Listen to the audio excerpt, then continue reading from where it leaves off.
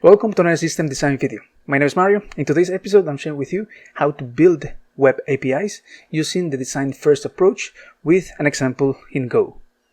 So this is the continuation of the previous video, how to build web APIs using the code first approach. The link to that video will be in the description, so feel free to check that out. Now, the design first approach is also known as API first, top down, and also a spec first.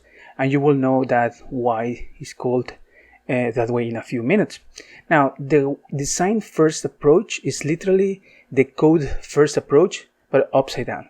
And what do I mean by that? If we compare code first and design first, the way code first works, and obviously also design first, is that we have an API and we have to have some sort of like an artifact that we're going to be sharing with our customers. For example, OpenAPI, Swagger, Ramble, Blueprint, those kind of things. And this documentation that we're building is going to be used for sharing that with our customers, that then they can use for generating maybe clients in their own languages, or maybe generating servers or things along those lines. The way the code first approach works is first by creating and implementing the API, and then having some sort of tool, like in the previous episode we were using Go Swagger to generate the documentation. And when we're talking about design first, yes, we still have the API that we need to build, that doesn't change, and we also have our documentation that we share with our customers, which will be, again, OpenAPI in this example. Things change a little bit, because when we are talking about design first, we're talking about building the design first. What this means is building that documentation before actually working on the API. Then we can use that documentation together with a tool to generate the required code that then we can use to build our API. And I will show you that using a third-party package called Goa. So let's go. As usual, the link to the code will be in the description of this video, so feel free to check that out. So we're going to start by having an empty directory. It has an env.rc file that is used for defining a sandbox for your tools, and I created a video about it. There is a blog also in the readme, so feel free to check that out. We are using that to sandbox the Goa generator that we're going to be using for generating the OpenAPI documentation, and therefore generating the packages that are coming from the OpenAPI documentation that we are designing. So after we have dir env install, we're going to be running this command called go install and the cmd, the binary of Goa. So if you run that, you will notice that now it's going to be downloading and installing the file relative to my path, relative to the bin folder, and is right here. Now, if I run Goa, you will notice that it has three commands: gen, example, and version. And as you may imagine, gen is for generating the required things that we are building from the design that we're going to be doing next. Example, it will just generate an example that happens to be implementing the design that is defined, that is coming from the generated code. Again, I will show you how to do that, and then that's pretty much it. In order to use this next, we need to also initialize our module. So let's call mod init, let's call it Mario/OpenAPI3. You can call it, let's call it Mario's Goa. Obviously, you can call it whatever you want to call it according to whatever is going to be accessible. And in this case, it doesn't matter, so it's just an example. So with this, we just have a Go mod that I'm going to be opening right here. And it's empty. It doesn't have any requirements, anything along those lines. What we're going to be doing next is we're going to be copying this instruction to get all the packages that are used by Goa. So we do a go get Goa. You will notice that now my Go mod is requiring the package, but it's not being used yet. And this is where it comes the next step. This is where we're designing our API, and this is where design first comes into place. So we're going to be creating a package called design, which is a folder in Go, and inside the package we're going to be calling it design. The package will be design, and in here what we're going to be doing is we're going to be taking this package, we're going to be importing it. But specifically, what happened?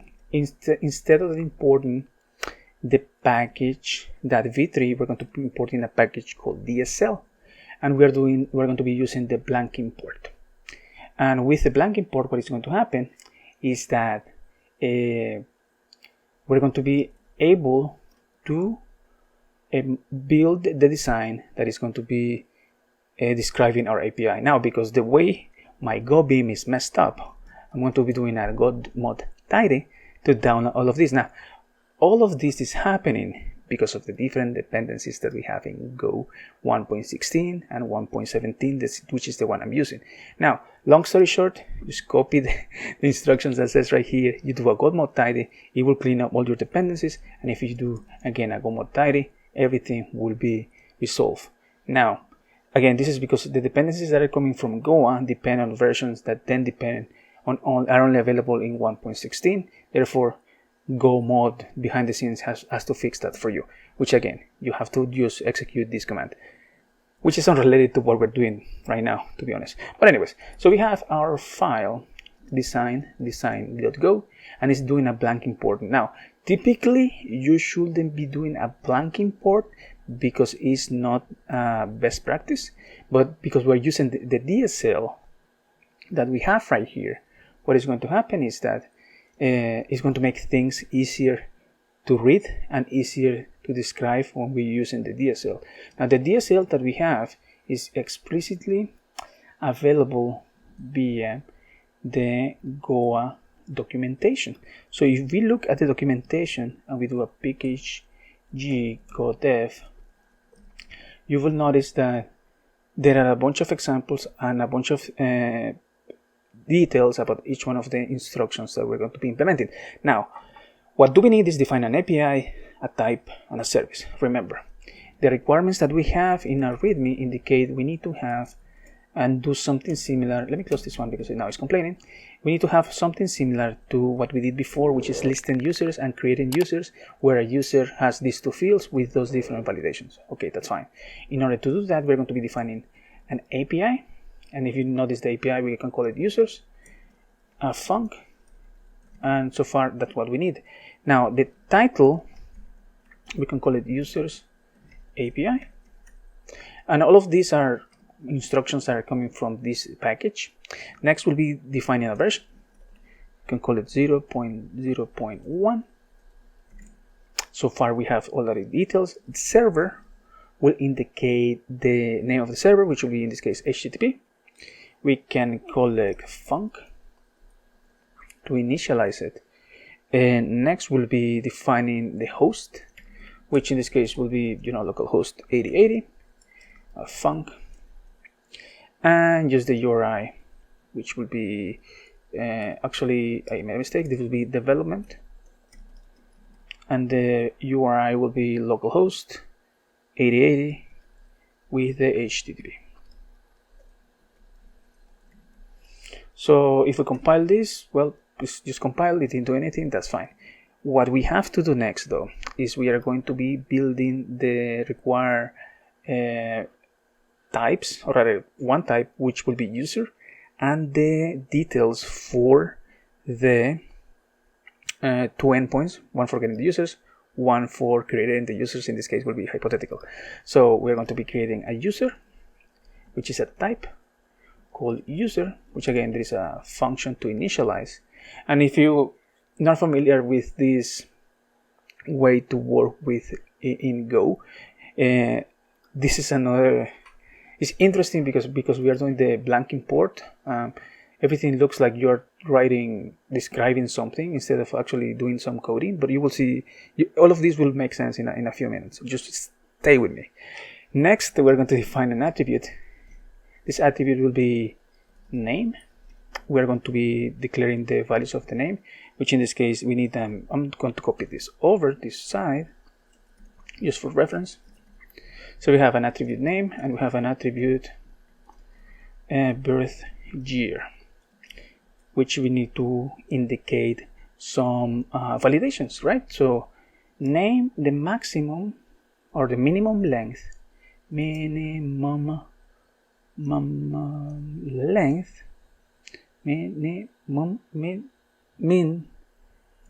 length will be 5, and the maximum of this one will be 2022, and the minimum will be 1900. And both are considered required in this case will be name and birth year. So everything is good so far. Next, we need to define a service. Now, for this will be the actual thing that is supposed to be implementing these handlers. Typically, you need one service you need only one service that happens to be implementing all the handlers. But that's up to you how you want to implement this. So we go and do the service. We call it users, and we do a funct users. We can a description, say API for users. Let me scroll down this a little bit so you can see. Next, we're going to define a method which we'll be calling create. This doesn't necessarily mean the actual method that you're using, the HTTP method, but rather a name to that method. You can call it create because we are referencing to the users, so it will be the create users method. The payload will be a user. So because that's what we define above, if you remember, which is right here, which is what indicates this API. We're going to be creating a user. The user is defined right here. Now, what comes next is the result. In this case will be the user itself. That again depends on how we're designing the API. We're creating a user and we're returning it back. Maybe in some cases we need to use the returned ID that we just created. It's up to you. Next, we're going to define an HTTP endpoint that is a post and defines a path called users.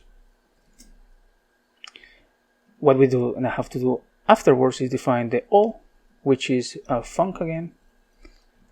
Payload will be nothing because we're not receiving any payload. We're going to be returning all the users as is.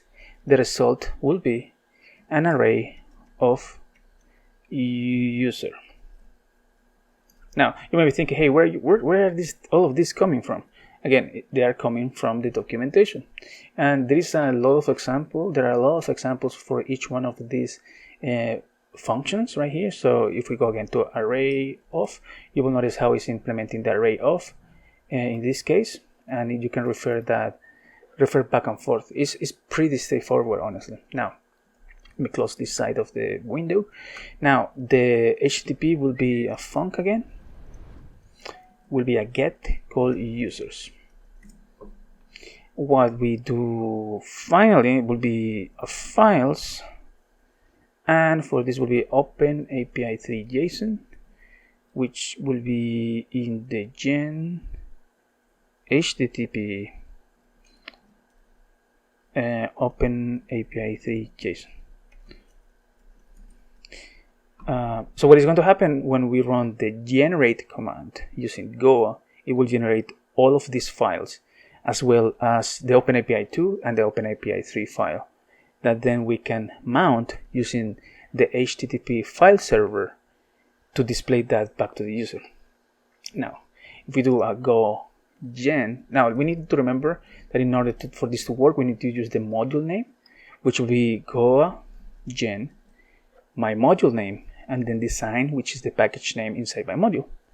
What this is going to be doing is going to be generating all the files that we define in here, or rather, you're going to be generating all the types that we define in here, as well as the files that are going to be used for OpenAPI 2 and OpenAPI 3. Now, if I do a list of the files, you will notice that now, like you saw above, there are a bunch of files that are generated. If we go inside the files, you will notice that all of them have the text that indicates this generated code. If we run the gogen again, they will be generated, and typically we don't have to modify any of this. So what happened with after running gogen is that we describe the API using the design first approach. Code was generated, Go code specifically, for both validating the payloads as well as the inputs that we're going to be receiving in query arguments and the payloads, as well as the results that are going back to the client in the responses.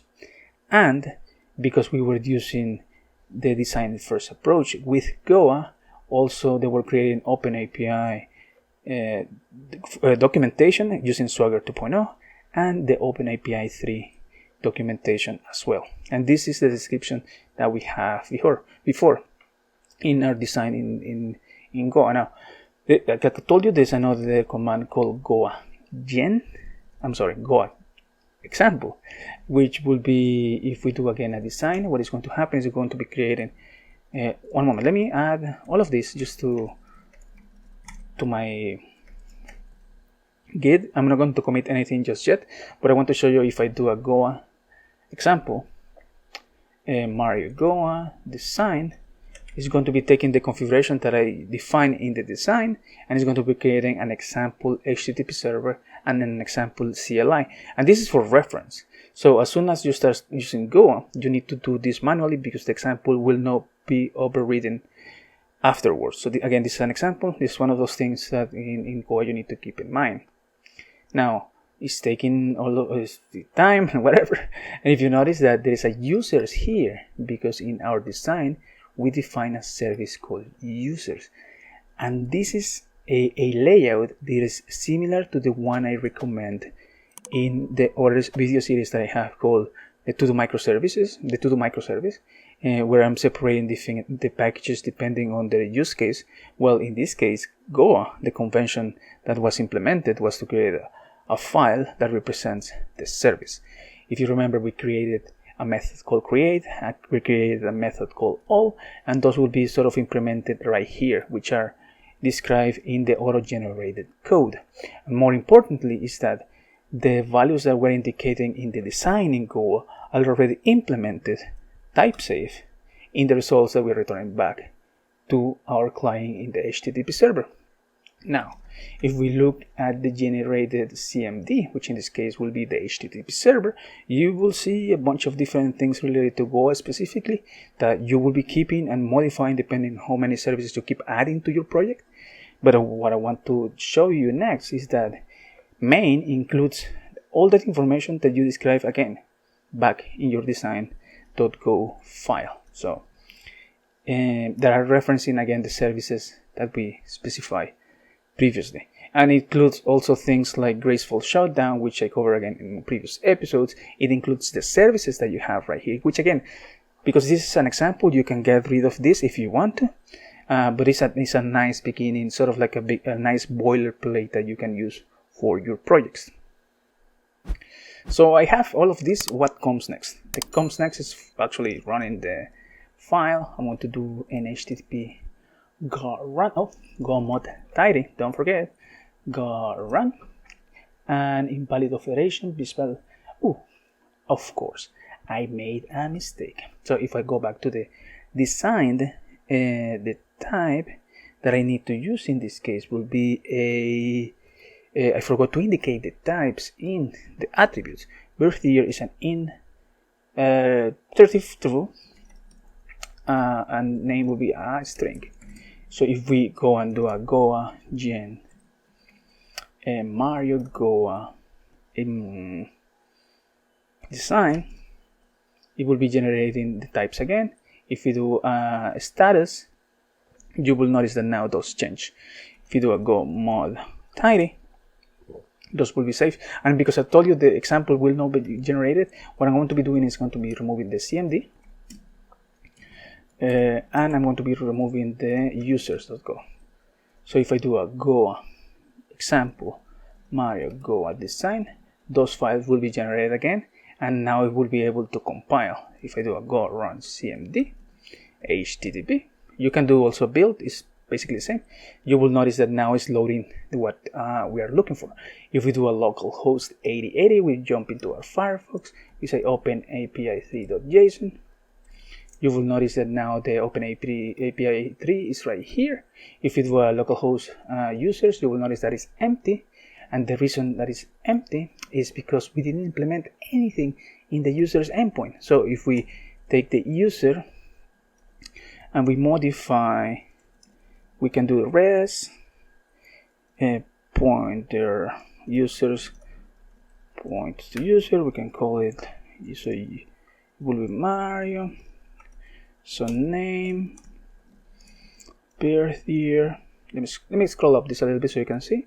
Birth year 1900, and let's another one. Mario. and then 2001. So if we run this again, you will notice, oops, obviously it's missing the commas. Oh, add typo, birth year. If I run this again and I go back to my browser, I refresh, you will see that the values are right there, raw data is right there. So basically what it's trying to do is that now we have a user service that here you will be, in your implementation, you will be calling a database, maybe you will be calling a different API to get in this information, whatever the case may be. Now the important thing that I want to show you is that curl, it's adding the validations already. So if we do an HTTP localhost 8080 users to do a post, which is where we're trying to create a user, if we do a data and we say, hey, name is 1, and that's it, you will be getting validation errors because now well, this is a JSON validation. You notice that I'm missing a double quote, but if I do the valid value in JSON, you will notice that birth year is missing, which is required because we said is required in our design right here, and also the value of name must be greater or equal to 5, which again is a validation that we define right here. So the code in charge of handling the validations for the payloads, the responses, and the requests are already generated for you. You don't have to worry about that. You have to do that manually, which is totally the opposite of what we did before with the code first approach. Now we're doing this behind the scenes. So with this, I show you how to apply the design first approach using a DSL or a domain specific language, in this case using Goa. But you can also code it manually, which is I'm going to show you how to do that. Not actually how to do it, but just example. And then you can actually either do that we did before, those two options, or you can go and modify the YAML manually. Now, in the case of the specific example for coding it, in the to-do microservice that I have, this is what I mean by coding it. I'm actually using the API that Go is using behind the scenes to actually write the file manually using Go. It's a little bit tedious, obviously, so maybe you prefer using Goa, but perhaps you don't like the way Goa decided to build the structure of the folder layout or those kind of things. Maybe you can use that, or you can go ahead and maybe you can go and create the YAML or JSON manually by yourself. Now, should we go ahead and modify or do that instead of, I don't know, using the code first approach? Well, that depends on how your API, how stable it is. I believe using the design first approach is the best way for implementing APIs because you can generate documentation right away, documentation that you can use for generating types that your customers and you can use for validating and applying all the information that you are describing in the first place in your design. So both of you, the client, your customer, and you are following the same documentation, the same format, and everything stays the same. This was perhaps a long video, but if you are still here, leave a comment and I will know that you are, you watched the whole thing. Thank you for watching. I will talk to you next time. Take care and stay safe. See ya.